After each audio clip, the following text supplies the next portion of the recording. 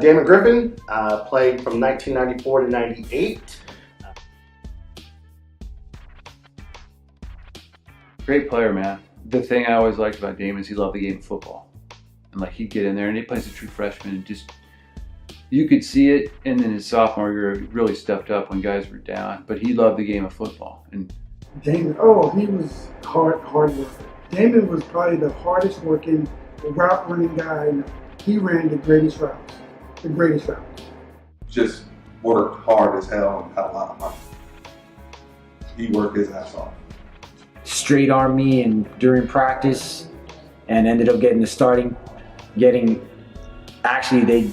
after he straight armed me that Rose Bowl year, they decided not to redshirt him, so he could thank me for that. Guys that were in his class pushed Damon to be Damon and pushed Damon to really strive for it, and Damon turned into this phenomenal athlete, but was always humble. I played with a lot of great football players too, and like D. Griff's one of those guys that just, you don't care who they are, where they went, but it's like if you're playing street football or you're playing in your backyard and you can pick somebody, D. Griff, he'll go across the middle, he'll go get the ball, he can return kicks, he'll cover special teams. He's a tough guy.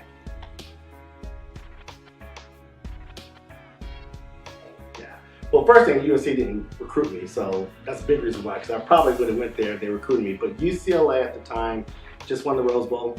They had J.J. Stokes, all those guys. I mean, lost the Rose Bowl, I think, to Wisconsin. And, I ended up, that was my first trip.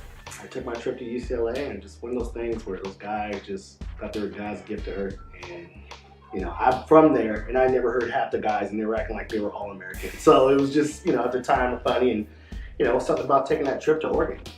And my dad always said that, to make, give respect to all the universities that were recruiting, make sure you take all your trips. And I took that trip to Oregon, and it was signed, sealed, delivered for me. Being around the guy, the culture, just the attitude and what they were trying to do. And as well, just the love back. It just felt like this was home. So that's the reason why, still to this day. So it's always crazy to go back home, because there was like, why?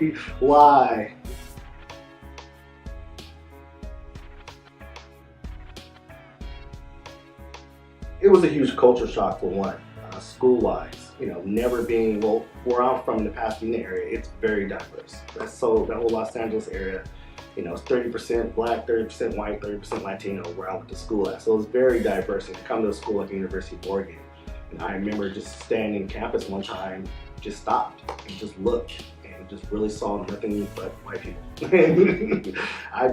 People saw ghosts, I saw white people for a long time. But still, being in an environment that I still had safe for playing football.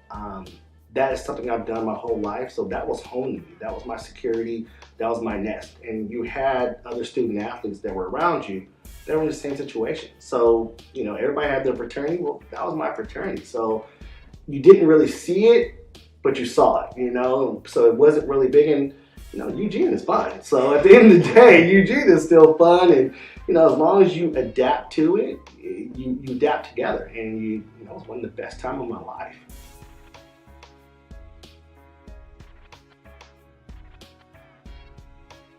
We were actually trying to get Daniel the record. We knew it. Everybody knew it. And Daniel was like, he looked me dead in the eye at the timeout and said, "I'm going to you." Big Paul Wiggins looking at me, because I always used to hold Paul Wiggins' hand. And he said, "You better catch it." I'm like, you're looking up my hands this high and look at Paul, and he's like, "You better catch it." And, thank God I caught it. And I remember, I forgot like I've ever scored a touchdown before, because I caught the ball. And if you ever see the film, I am just running nonstop. I don't even stop. I don't look back. I just keep running. I'm just excited. Finally, I remember I get all the way down to the coaches, and Damon Ricketts finally grabs me, and I'm talking to all the coaches, and everybody's saying, "Congratulations, congratulations." And then, of course, Big P. Wiggy, Paul Wiggins, comes, grabs me, and he said, "If you ever in your life again score a touchdown and don't praise your lineman, I'm going to kick your ass." And he looked me dead in the face and then said, slapped me in the head, said, good job, freshman," and walked away. And ever since then, every time I score a touchdown, the first thing I do is go look for my lineman to give me congrats. So.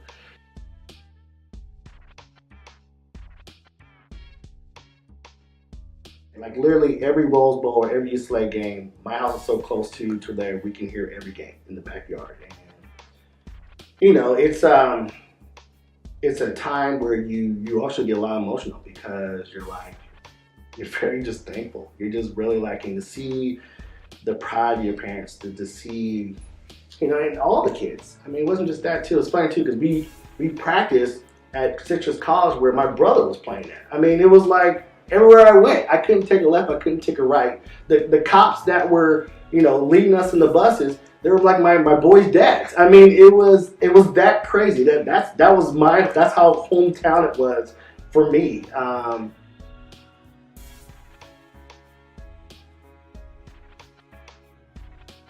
It comes back from that 95 year, just like every play counted.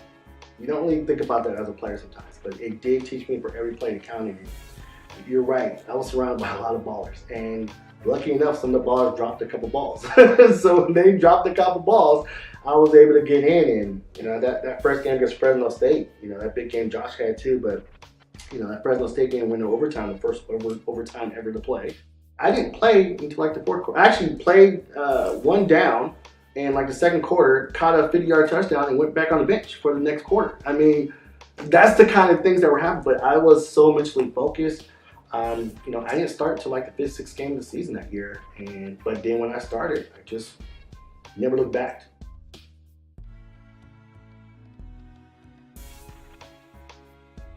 You know, I used to love Calhoun's or Scandals because they had quarter drinks. I don't know if they had that anymore. You pay like $5, you got a red cup. And it was cool too because the great thing about being football players, you're usually bigger than everybody. And I remember at that time, you know, it's Calhoun's or Scandals. It's the club right next to Dotson. But the great thing about that was, you know, we had beer guys. What we would do is we would kind of take over an edge. And by taking over an edge, everybody would just share their cups. And it was only a quarter, so you just constantly just put a quarter up. And the guys, of course, some of you bartenders usually fans. So, I mean, that was great.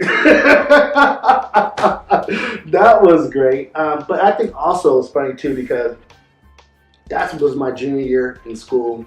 I was a true freshman, so I knew my time was coming to an end. So it was also a maturity factor as well. And that's also helped my game even more because I was so much more focused on graduating, figuring out what I want to do in my life. Do I want to start thinking about masters? I mean, all that stuff when you're a freshman, you don't think about that. Well, at least as a student athlete, you don't think about that. You're thinking about, I just want to play football. Where the hell am I at? I'm playing football. When you're a junior, you really get to the point of that maturity phase where, and that's where my game really culminated, I think, and I talk to Coach Pearson about this all the time, where mentally my focus was becoming a better player, but also a student athlete, so my grades went up higher. I wanted to start thinking about my future, start thinking about internships, and you know, that's a whole different level when you get to that third year of school. That third year of school tells everything about who type of person you're going to be for the rest of your life. The guys that think about football still are idiots. If they're still thinking about only football by their third year in school, they're absolute idiots. The ones that thought about other things are successful to this day right now. And that's something that I did and really enjoyed understanding school. I really enjoyed school more than I enjoyed football. And I think that's also the reason why I had more success with football, because it wasn't like football wasn't number one, but I didn't have time for anything else because I focused so much more on my books as well. And my grades improved and all that. Not that I didn't have bad grades, but everything was really focused on, okay, what I want to do in my life, because it's not about freaking playing in the NFL. You know, I'm not even starting, you know, but, you know, things work out the way they work out, but I was really thinking about the future. So, you know, that's when school coming about and business school and all that stuff, and everything was awesome at that time.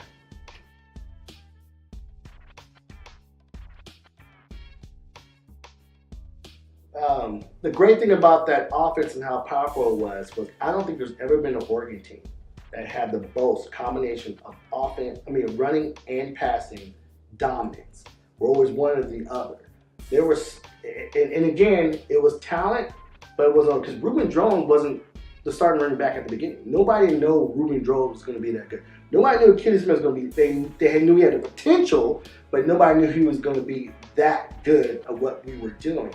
And, you know, our line was okay. We were decent, but the amount of intelligence, I think that's one thing people don't understand. There's a lot of talent intelligence on that squad, with the combination of some athletic ability that put things together.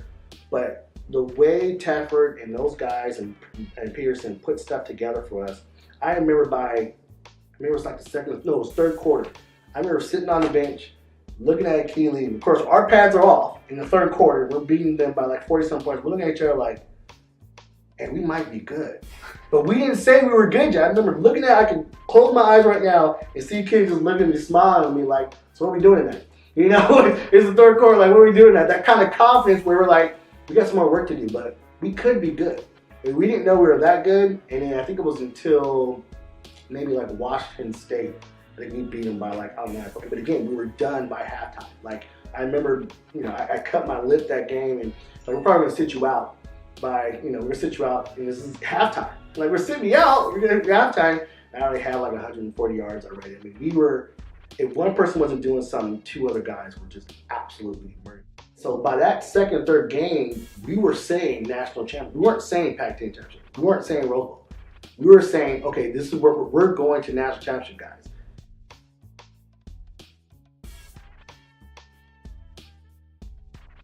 Woo! Boy, I get that question all the time. Rashad and I mess with Rasuli Wester all the time about it as well. I have to give it to 2001 for the simple fact is they did it. Right. I have to. But are you talking, when you say healthy, and I'm meaning Peter Sermon, nobody's hurt the whole year, it's hard. It's hard to give it up, but they were good. 2001 was really good. Would that game be as good as 98 Oregon UCLA? No question. That game would be epic because offensively we would have been going toe to toe.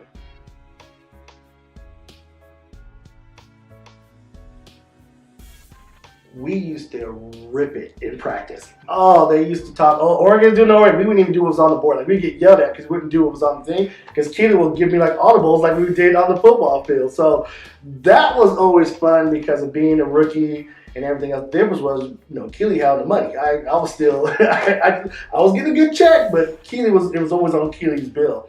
I think the comfort was there, but and that's the funny thing people don't understand at the NFL level, is even though you can have a friend or a team that you have with, the NFL is such a business.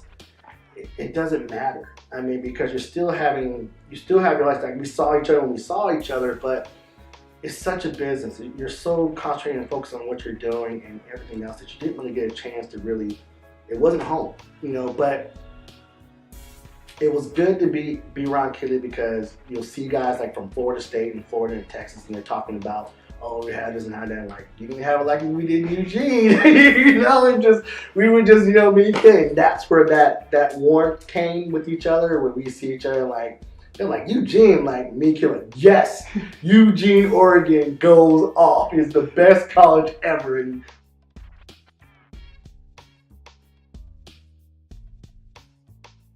the funny thing is, I go against Chris McAllister one time because he was with Baltimore Ravens. So we're in the same conference all the time. And we're both from the same area. And even with Dale McCutcheon as well, he was with the Cleveland Browns. So those two guys, so funny, those two guys I played against since Pop Warner. They were at SC in Arizona. So I played against them with Pop Warner, played against them in high school, and I played against them in college and the NFL. I played against them all the way through.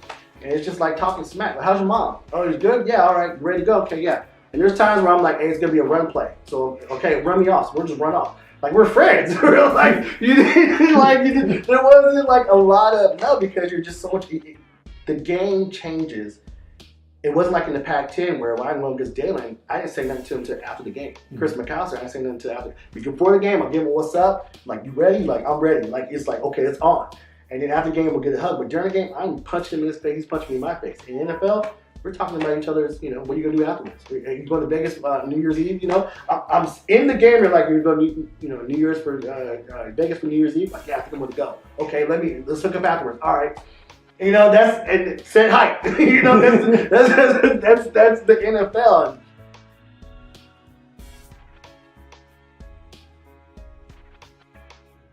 Not even a second thought. Not even a second thought. I'd rather concentrate on getting my master's and getting a job right out of school than going in the NFL and had a chance to go down that tunnel one more time. To play one more game in Oregon at Autzen against Washington or USC. It was big. As I said, that was so cool when you got to the level to actually play. You got to the part where you weren't just the backup to Kristen McElmone. You were actually depending on. Because that's when the game was quiet. That's when the game slowed down. You know, when you're that type of player where your role, you know, you still hear the crowd. You still hear everything. You're still, you know, you're just hoping to get in. You know, when you have that mindset coming in, like, okay, this is what I do. I'm about to rip it. You know, you see me and Tony Harvey, we always had our look before we went out there, and you know, you had our handshake before we went out there, that hug before we went out there, and that stuff, man. And you look at the Keely in the huddle, and we're just like, I'm coming to you. Like, all that stuff is just, you take it for granted. And that tunnel, playing for the University of Oregon, was such a blessing, because I've heard from other guys it's not like that in other places. And we talked about it when other guys like, you guys didn't do this, and you didn't do that one. You didn't do that. And I'm like, really? We did it all the time. And you know, Oregon is a special place. I've been in other places. Oregon is a special place with the fans, with the community, with the university, with the coaches, just everything about it.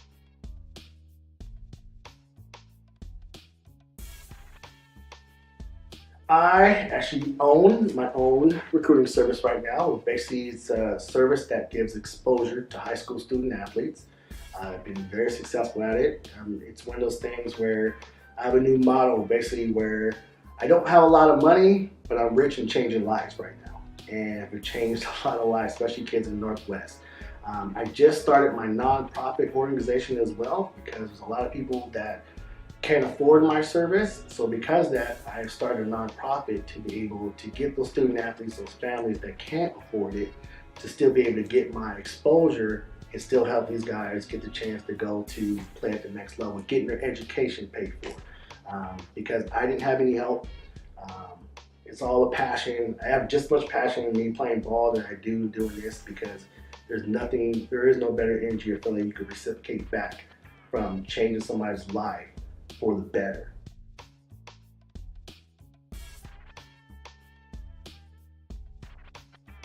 It has to be me helping out these kids, because there's a lot of Oregon students or Northwest student athletes that come from the Northwest that have had so much success and so talented, so smart. They just had the opportunity, and a lot of things are happening just because of them being a part of my company.